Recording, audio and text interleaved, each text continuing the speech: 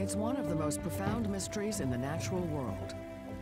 An amazing transcontinental odyssey. The migration each year of millions of monarch butterflies from Canada, across America, to Mexico. We've got a butterfly that's originating in Toronto, or it's originating in Detroit, Michigan. It's coming down from St. Paul, maybe even Winnipeg, and it's moving south. And somehow it finds its way to Mexico. Could you do that? Starting from a tiny caterpillar, blossoming into a beautiful butterfly, these delicate creatures will fly thousands of miles in a feat of endurance and navigation unlike anything else in nature. They've never taken a long flight in their lives, and they're on their way to an area that they've never seen before. Somehow they're recognizing landmarks or following streams or following the sun or following something. They're on their way to a remote area high in the Mexican mountains. And they get there every year at exactly the same time. Butterflies have dazzled humans for millennia. It's a beautiful little creature, and on top of that, it migrates 2,000 miles. And this just staggers the mind.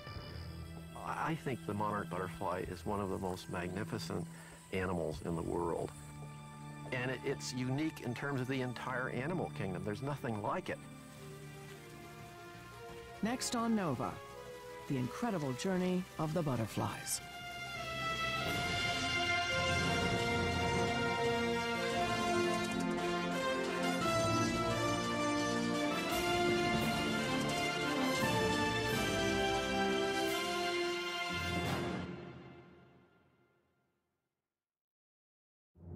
ExxonMobil, taking on the world's toughest energy challenges.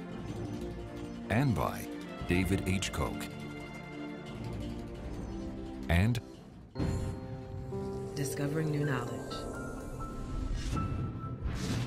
HHMI. And by the Corporation for Public Broadcasting, and by contributions to your PBS station from viewers like you. Thank you.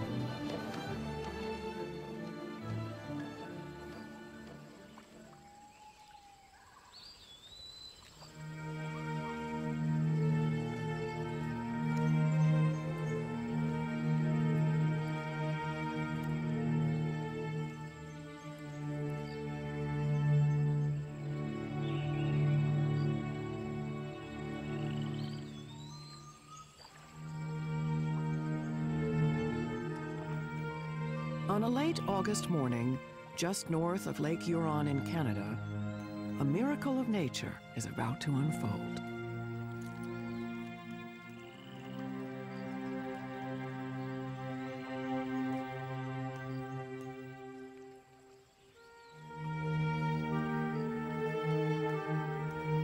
This tiny caterpillar is destined to become a monarch butterfly.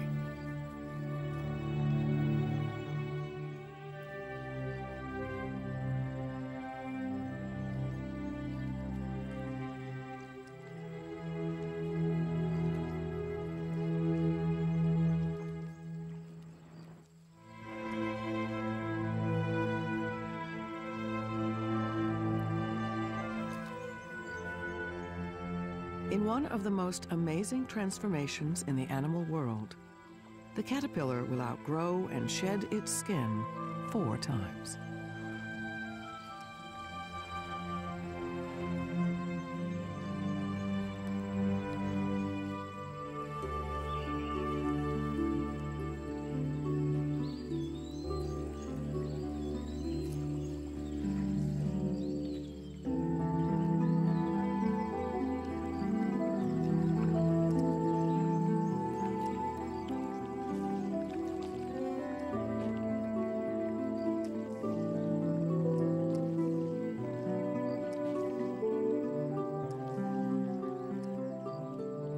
The fifth time, the caterpillar disappears.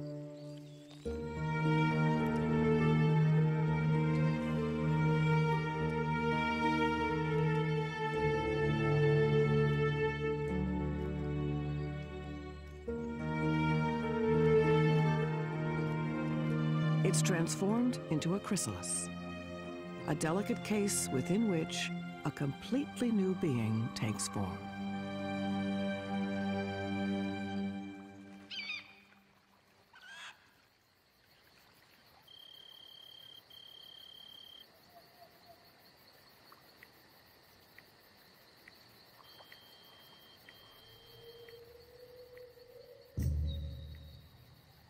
After about 10 days in the chrysalis, the new creature is complete.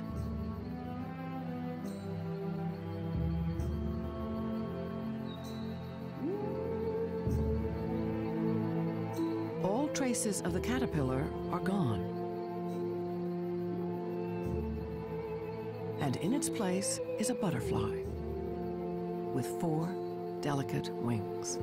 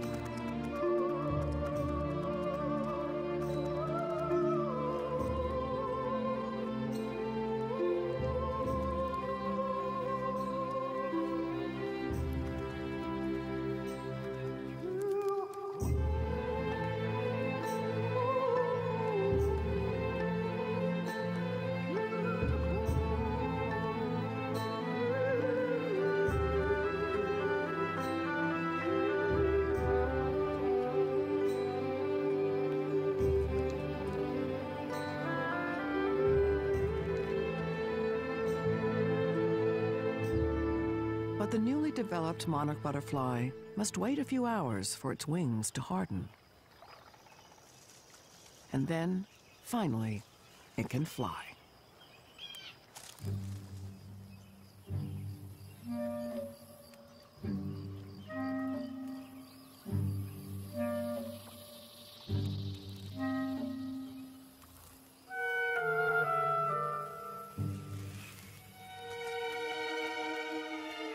This particular generation of monarch butterflies is special.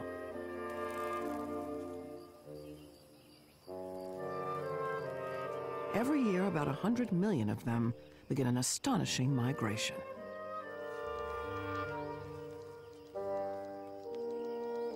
Coming from southern Canada and the northeastern United States, each butterfly, starting on its own, flies about 2,000 miles, arriving 2 months later in Mexico.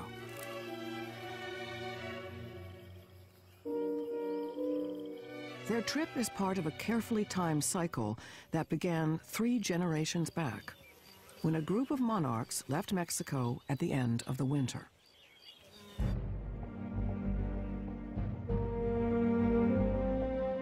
They flew as far north as the Gulf states, mated, and died.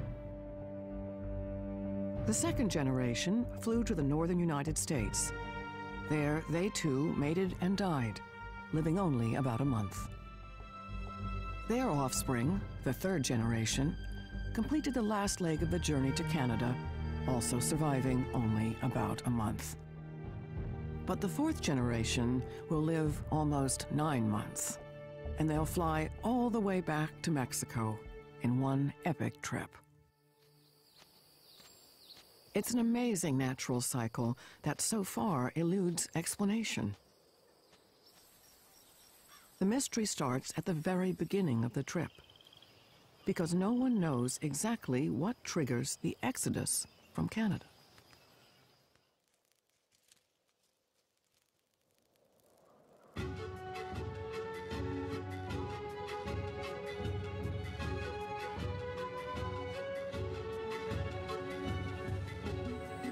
Well, when the monarchs leave Canada, they have a 2,000-mile trek ahead of them, at least.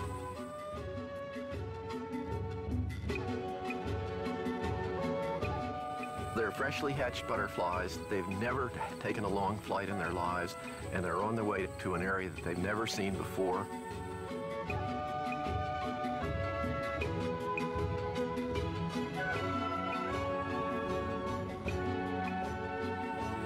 Somehow they're recognizing landmarks or following streams or following the sun or following something. We just don't know exactly how they do it. It's really an incredible journey.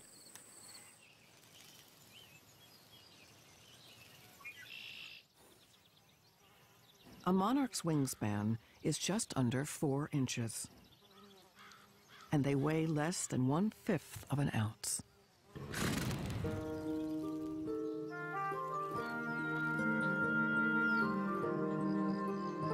So how they survive their marathon migration is another mystery.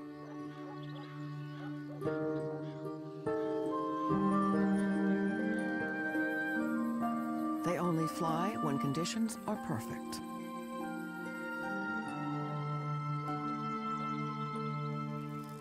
If it's too cold, they get sluggish and can't flap their wings.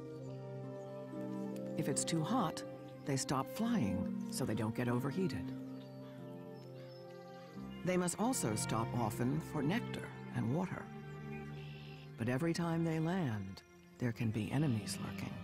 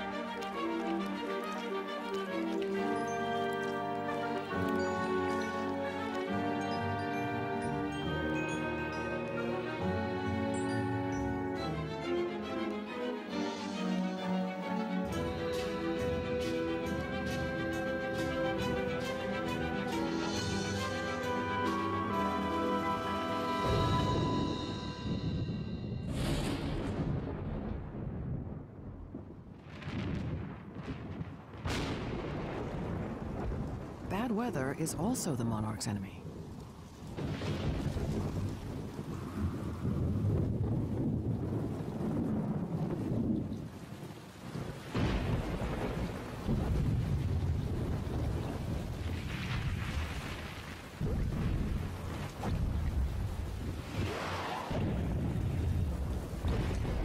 A rainstorm can be deadly.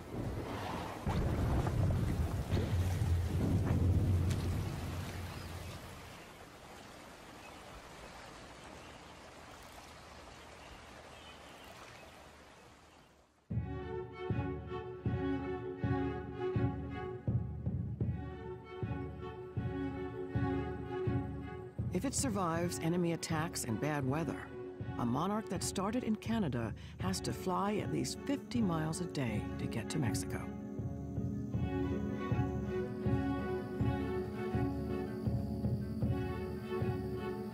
The physical effort this requires is remarkable for a creature so small, with such fragile wings.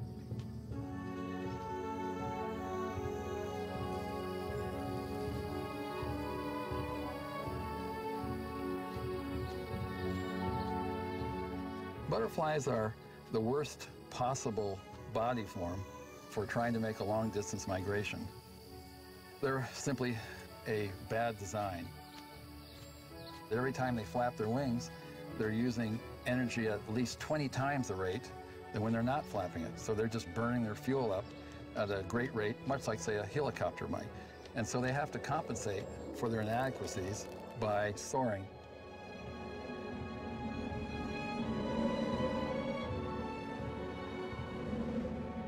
Soaring is gliding in rising air, much like I'm doing right now. The sun heats the ground heats the air above it. As the air heats, it expands and becomes lighter and begins to rise. And pretty soon you have a column of rising air. That's the thermal. Under good conditions, you can maintain the altitude you're at or even gain altitude. A more helpful maneuver is to circle in it. And you see hawks doing this and vultures doing this all the time. Circling in the thermal, staying within it, and this seems like a wonderful free ride, and it is. Soaring's the key to them getting to Mexico.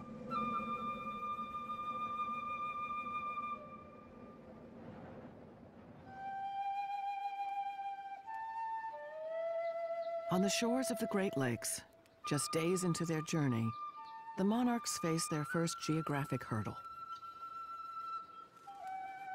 Miles of open water and constantly shifting winds.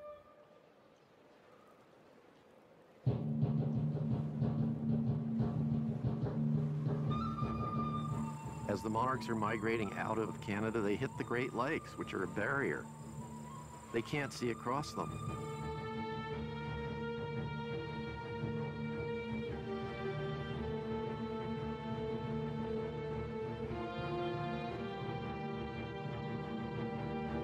With no land in sight, monarchs use their finely tuned sense of the direction of the wind to carry them across the water.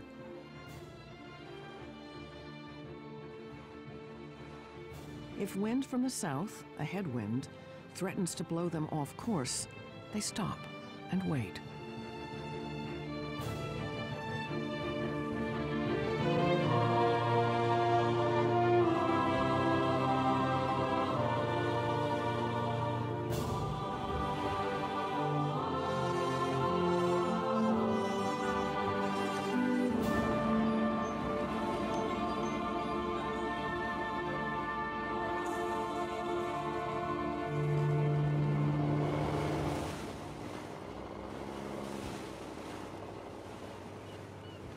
When they sense that the wind has shifted in their favor, they fly on.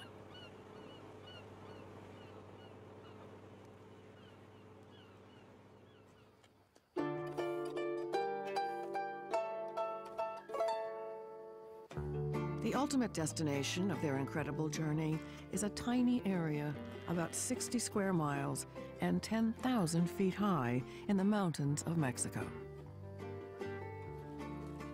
The local people, called the Mazahua, have lived here for hundreds of years. They believe monarchs represent the spirits of their ancestors, and the arrival of the butterflies each year begins a celebration called the Day of the Dead.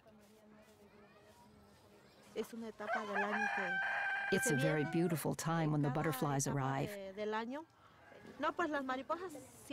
The butterflies would come down, surround us, coming down to give the final touch to the tradition of the Day of the Dead.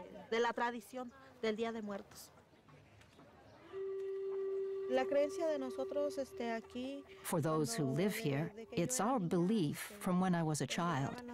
We would say they were the souls of our departed loved ones. Every year I make an altar. We put these things here because when our ancestors were alive, this is what they liked. That's why one waits for their arrival, to give them this offering.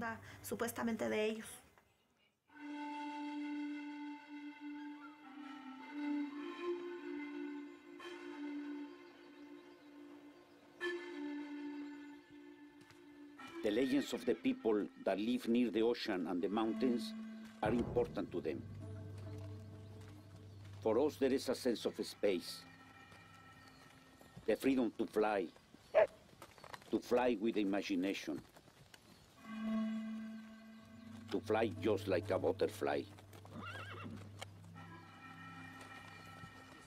Homero Aregis is one of Mexico's best-loved writers. He grew up in these hills and has fought to preserve them for monarchs. Every year, Lincoln Brower comes here to continue his study of the monarch migration. When you were a young boy, Homero, Yes. did you used to go up to see the butterflies? Yes, every year we came with the school children, and for us it was one of the most fantastic spectacles of the year to go to the Plain of the Mule to see the butterflies. But the butterflies also came to town. They were across the streets. They flew through the town. Exactly. They were looking for water. Sometimes there was in your house. But there were millions of butterflies. And for us, it was an spontaneous miracle to see butterflies here in the Cerro Altamirano. But we didn't know that they were coming from Canada, across the United States. And the Canadians and Americans didn't know that they were coming to these places.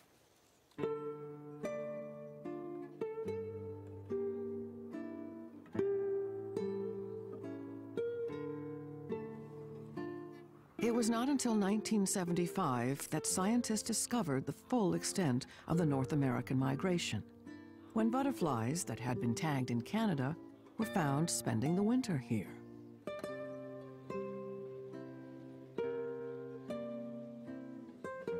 These monarchs return each year to 12 specific sites in these mountains. This is their only destination in the world. It's a perfect environment for the butterflies because of the unique climate. We're talking constantly about this microclimatic envelope, about 3,100 meters, usually on southwest-facing slopes. If you imagine the forest as a blanket that protects the butterflies by keeping the heat in, and also think of it as an umbrella that keeps the rain out. And the tree is like a hot water bottle. It's radiating heat out through the bodies of the butterflies. So when the temperature drops down really low, you'll see millions of monarchs just festooning these beautiful trunk clusters. If you think about it, the bigger the tree, the more heat it holds. So this is an argument for maintaining the forest in its native state, to let the trees get as big as they can, and the butterflies will be protected during those cold periods.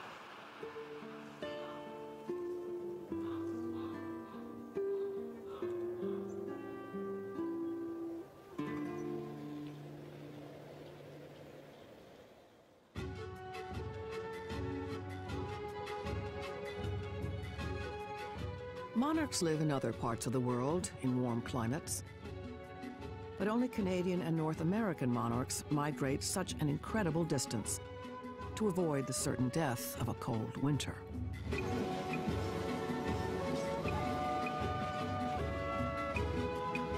And exactly how they navigate from Canada to Mexico is another unsolved mystery.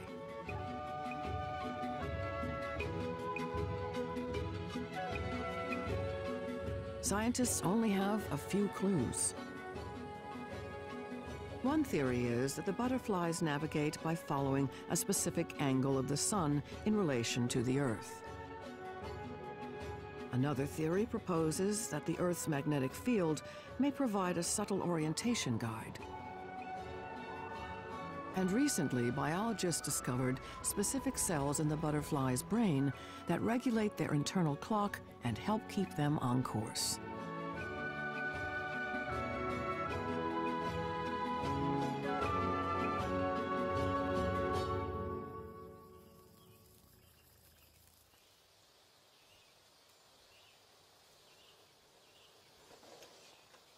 At the University of Kansas, Chip Taylor studies the forces at work in the monarch migration. You've got a butterfly that's originating in Toronto, or it's originating in Point Pelee, or it's originating in Detroit, Michigan. It's coming down from St. Paul, it's maybe even Winnipeg, and it's moving south. And somehow it finds its way to Mexico. Could you do that? And so now you need to tell whether or not it's a male or a female. And so this picture... In 1992, Taylor started a project called Monarch Watch. Are there any over here? Nope, so you know that one's a girl. So let's check out your butterfly. School children and teachers tag butterflies from all over the northeastern United States. The tags don't hurt the butterflies and don't affect their ability to fly. There he goes. But when tagged butterflies are recovered at various stops along the way to Mexico, tracing back the information on the tags helps reveal their flight path and their traveling speed. Let her go. And one of Taylor's tagging experiments had a surprising outcome. We ran some experiments a few years ago. So we took butterflies and we transferred them to Washington, D.C. And initially, when we released them in Washington, D.C., they behaved as if they were still in Kansas. The butterflies who'd been moved to Washington started out flying in the same direction they would have taken to Mexico from their original home in Kansas, almost directly south. But starting from Washington, that flight path would never get them to Mexico. Amazingly, after a few days, the displaced monarchs somehow reoriented themselves and changed course to a strong southwest heading. That meant that even starting from an unfamiliar location, they still ended up in the right place in Mexico. Now this is really exciting stuff, because what this says is that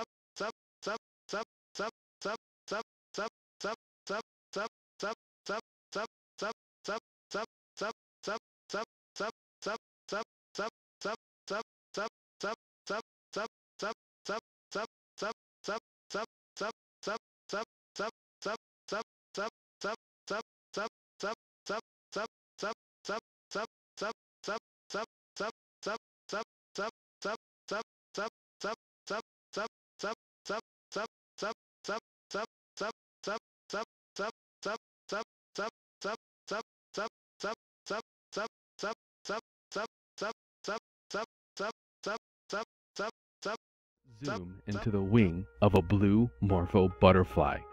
We'll start with a digital camera, then move to an optical microscope, and finally, we'll see the wing under a high-powered scanning electron microscope. The blue Morpho comes from the Amazon rainforest in South America. Its beautiful, blue, iridescent color is created by tiny nanostructures that interact with light in a special way. We can't see the nanostructures yet, but notice the rows upon rows of scales. These scales are made of a material called chitin. The true color of these scales is brown, but this brown material has formed millions of tiny structures that can manipulate light. An individual scale is slightly bigger than 1/10 of a millimeter. Now, as we zoom into an individual scale and transition to the scanning electron microscope, we start seeing the rows upon which these nanometer-sized structures live. Remember, a nanometer is a billionth of a meter, and that's really, really, really small. The nanostructures form short layers of chitin with air gaps between. Light can reflect or pass through the layers. The light then travels through a small air gap, then passes or reflects through the next layer, and so on and so on. As light hits these extraordinarily thin layers and passes through the gaps, blue light doubles up, while other wavelengths of light either continue passing through or are canceled out. The blue light we see is very intense. Scientists look to such examples in nature to inspire technological innovation. Now on a blue Morpho, the width of these layers and gaps don't change, so it cannot change its color. What if a scientist was able to make a material that could change the width of these gaps?